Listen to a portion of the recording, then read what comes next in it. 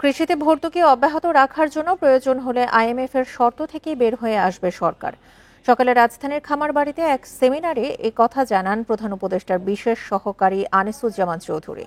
সেমিনারে ২০২৫-২৬ অর্থ বছরের কৃষিতে বরাদ্দ সম্ভাব্য বাজেট ৪০,৬৯২ কোটি টাকার প্রস্তাব করে কৃষি অর্থনীতিবিদ সমিতি।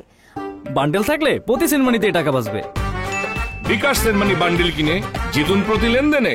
বক্তারা বলেন, কৃষি পণ্যের দাম কমানোর পাশাপাশি যন্ত্রপাতির দাম কমানো গেলে কৃষকেরা উপকৃত হবেন।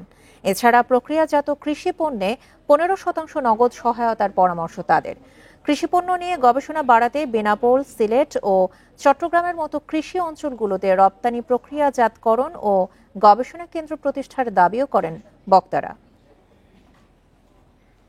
আইএমএফ অনেক শর্ত দিচ্ছে সাবসিডি তোলার জন্য, আপনারা জানি খুশি হবেন। আমরা সরকার থেকে সিদ্ধান্ত নিয়েছি প্রয়োজন হলে আমরা আইএমএফ থেকে বেরিয়ে আসবো।